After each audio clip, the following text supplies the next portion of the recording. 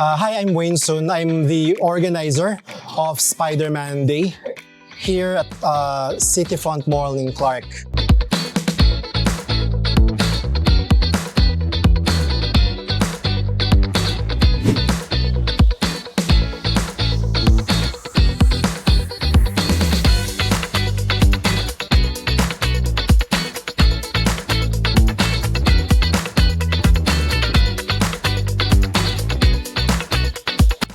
I was a comic book collector way back in grade school. So when I was doing research, I began to love the character. So right now, I can consider I'm a fan.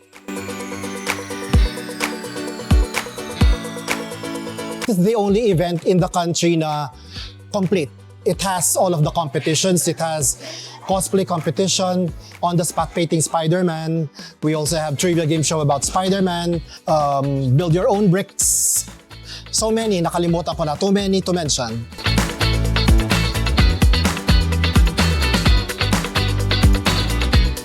Hindi lang exclusive for Pampanga ito. So we have participants coming from Pangasinan, Bataan, we have Bulacan, Quezon City, Manila, Marikina, there.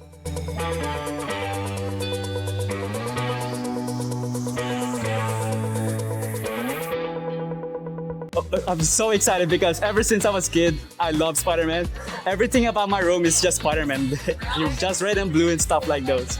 So like, this is a great opportunity to watch the Spider-Man, and this will be very happy. My childhood will be very happy.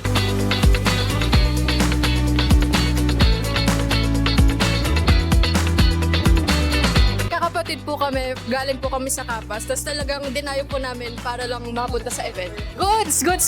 Lalo na yung ending. No spoilers, syempre. Ang ganda ng ending.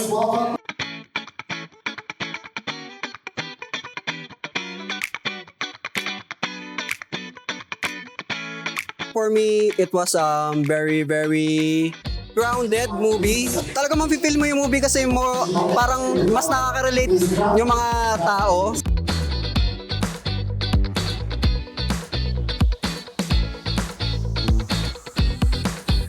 Inspirational siya, like how Spider-Man saves the world, ganon. So we need someone to look up to and become an inspiration in this negative and digital world. Sa lahat po ng Spider-Man fans and kahit mga kids or family, you should watch Spider-Man Brand New Day. It's an awesome movie. You're gonna really enjoy the movie. So